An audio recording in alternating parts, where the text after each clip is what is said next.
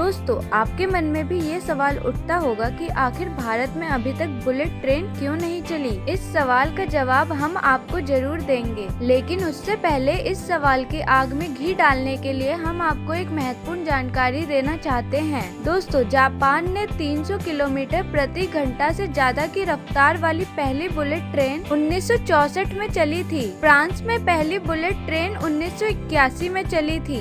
Britain में 1938 में पहली बुलेट ट्रेन पटरियों पर दौड़ने लगी थी। अमेरिका में बुलेट ट्रेन की शुरुआत 1969 में हो गई थी। वहीं साउथ कोरिया में 2004 में 300 किलोमीटर प्रति घंटा की रफ्तार वाली बुलेट ट्रेन चलने लगी थी। चीन ने भी 2007 में बुलेट ट्रेन की शुरुआत कर दी थी, लेकिन तब से अब तक चीन ने बुलेट ट्रेन का करीब 20,000 किलोमीटर से भी लंबा नेटवर्क तैयार कर लिया है। अब अगर दुनिया के अलग अलग देशों में बुलेट ट्रेन का चलना इतनी सामान्य सी बात है, तो फिर भारत में बुलेट ट्रेन क्यों नहीं चलती। तो दोस्तों, चलिए जानते हैं कि आखिर भारत में अभी तक बुलेट ट्रेन क्यों नहीं चली। दोस्तों, पहले तो बुलेट ट्रेन चलाने के लिए भारत में नई पटरियां बिछाना बहुत जरूरी है, क्योंकि मौजूदा ट्रेन पटरियां 200 किलोमीटर प्रति घंटा से ज्यादा रफ्तार से दौड़ने वाली ट्रेन का बोझ सहन करने लायक नहीं है। भारत में बुलेट ट्रेन न चलने के पीछे खर्च भी एक बड़ी वजह रही है। बुलेट ट्रेन के लिए 1 किलोमीटर का ट्रैक तैयार करने में करीब 120 करोड़ रुपए का खर्च आएगा, जबकि सामान्य ट्रेन के लिए 1 किलोमीटर का ट्रैक तैयार करने पर 8 करोड़ रुपए का खर्च आता है।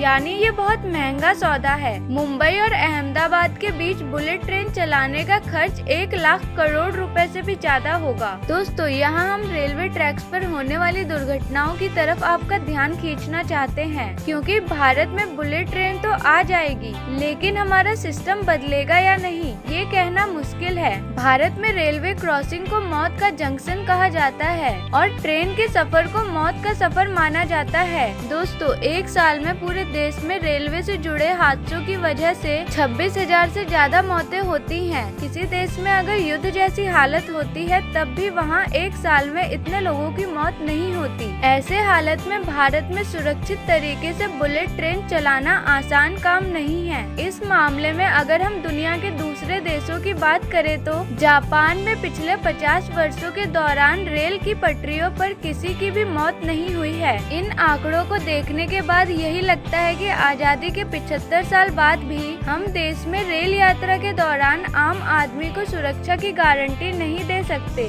नोट करने वाली बात ये भी है कि रेलवे में सुरक्षा अधिकारियों और कर्मचारियों के करीब 1.5 लाख पद खाली है। दोस्तों, लोगों के मन में ये सवाल भी है कि भारत जब अपनी सामान्य ट्रेन ही सही ढंग से नहीं चला पा रहा है, तो फिर वो बुलेट ट्रेन कैसे चलाएगा। ये सवाल जायज भी है, क्योंकि भारत में रेलवे की हालत बहुत खराब है। देश में लगातार रेल हादसे हो रहे हैं और हमारे देश की बहुत सारी ट्रेन अक्सर लेट हो जाती हैं। तो दोस्तों, इस विश्लेषण के अंत में हम यही कहना चाहते हैं कि अपने आप को बुलेट ट्रेन वाले भारत के लिए तैयार कर लीजिए। देश में बुलेट ट्रेन तो दौड़ने लगेगी, लेकिन अगर आम लोगों की सोच और उनका आचरण अच्छा नहीं होगा, लोग डिसिप्लिन में नहीं रहेंगे और नियमों का सम्मान नहीं करेंगे, तो देश की तस्वीर कभी नहीं बदलेगी। देश की तरक्की का एक ही मंत्र है, आप बदलोगे तो देश बदलेगा।